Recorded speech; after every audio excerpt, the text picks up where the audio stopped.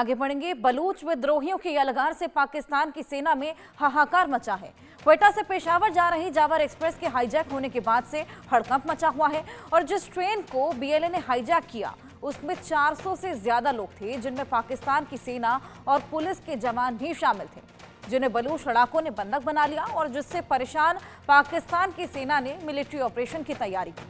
लेकिन बलूच विद्रोहियों ने दो टूक कह दिया कि अगर मिलिट्री ऑपरेशन हुआ तो सभी बंधकों को मार डालेंगे।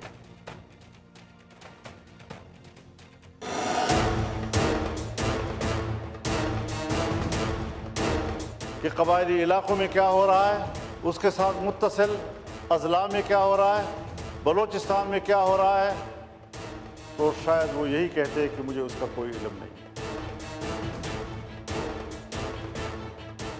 ये बात कुछ दिन पहले की ही है, जब पाकिस्तान की संसद में मौलाना फजलुर रहमान ने हुक्मरानों को चेताया था, बलूचिस्तान से उठ रही विद्रोह की चिंगारी के बारे में बताया था, शहबाज शरीफ और आसिम मुनीर को आगाह किया था। लेकिन मौलाना डीजल के इस बयान के 1 महीने भी नहीं गुजरे थे, बलूचिस्तान से विद्रोह की वो आग उठी जिससे मुनीर की सेना में हाहाकार मच गया। शहबाज के दिमाग का पुर्जा पुर्जा हिल गया, पाकिस्तान का पूरा सिस्टम हाईजैक हो गया। पाकिस्तान में बलूच लिबरेशन आर्मी ने जाफर एक्सप्रेस पर हमला कर उसे हाईजैक कर लिया। क्वेटा से पेशावर जा रही इस ट्रेन में 425 लोग सवार थे। इन पैसेंजर्स में पाकिस्तानी सैनिक और पुलिस वाले भी शामिल थे। बलूच लिबरेशन आर्मी ने बोलान के माशकाफ में गुडालार और पीरू कुनरी के बीच इस हमले को अंजाम दिया। ये पहाड़ी इलाका है जहां 17 सुरंगें हैं। इसके चलते ट्रेन को धीमी स्पीड पर चलाना पड़ता है। इसका फायदा उठाकर बीएलए ने ट्रेन पर हमला किया। सबसे पहले बलूच आर्मी ने माशकाफ में टनल नंबर 8 में रेलवे ट्रैक को उड़ा दिया। इससे जाफर एक्सप्रेस डिरेल हो गई। इसके बाद बीएलए ने फायरिंग शुरू कर दी। बीएलए ने पूरे पाकिस्तान में हाहाकार मचा दिया। बलूच विद्रोहियों ने शहबाज शरीफ और आसिम मुनीर को पस्त कर दिया।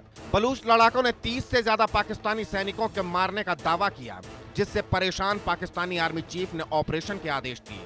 पाकिस्तानी सेना के हेलीकॉप्टर आसमान में मंडराने लगे तो बीएलए ने भी दो टूक कह दिया कि अगर हमारे खिलाफ कोई मिलिट्री ऑपरेशन करने की कोशिश की गई तो हम सभी बंधकों को मार देंगे। इस कत्लेआम की जिम्मेदारी पाकिस्तानी सेना की होगी।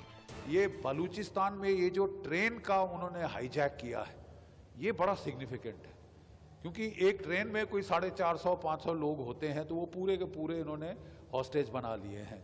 कह रहे हैं कि औरतें बच्चों को छोड़ दिया है। पहली खबर आई थी कि 100 के करीब इन्होंने हॉस्टेज बनाए हैं। अब खबर आ रही कि नहीं, पूरी ट्रेन तकरीबन अभी तक इनकी हॉस्टेज है।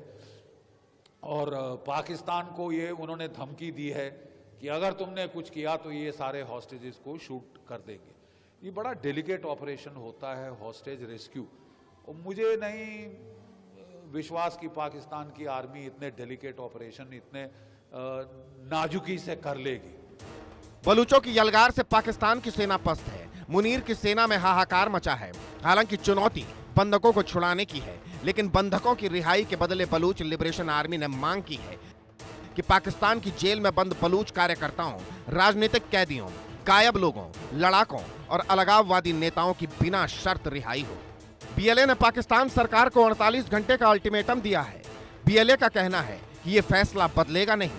साफ है, बलूच लिबरेशन आर्मी ने आर पार का मन बना लिया है, लेकिन ये हालात ऐसे ही नहीं बने, बल्कि कई साल से बलूचिस्तान में ये चिंगारी सुलग रही थी, जो भीषण आग में तब्दील हो गई। कभी भी जब आप आग से खेलते हैं ना, आपके हाथ जलते हैं कभी ना कभी। तो ये किस फॉर्म में जल गए, ये आज एक नई उग्रवाद की, देखिए वहाँ पर बहुत से ऐसे केस आए हैं पहले भी, जहाँ लोग मस्जिदों में घुसे और उन्होंने अपने आप को ब्लो अप कर दिया, मिलिट्री एरिया में गए, खुद को ब्लो अप कर दिया। तो मैं एक बार कहीं एक उर्दू का कपलेट पढ़ा था कि दूसरों को जो जलाएगा वो खुद जल जाएगा। पाकिस्तान आग से खेल रहा था, लेकिन वही आग उसे जला रही है। बलूच विद्रोहियों ने कोहराम मचा रखा है। पाकिस्तान के हुक्मरान और आर्मी को खुली चुनौती दे रहा है। लेकिन सवाल है कि अब पाकिस्तान क्या करेगा, कैसे बंधकों की रिहाई होगी, और सवाल ये भी कि क्या पाकिस्तान के फिर टुकड़े हो जाएंगे।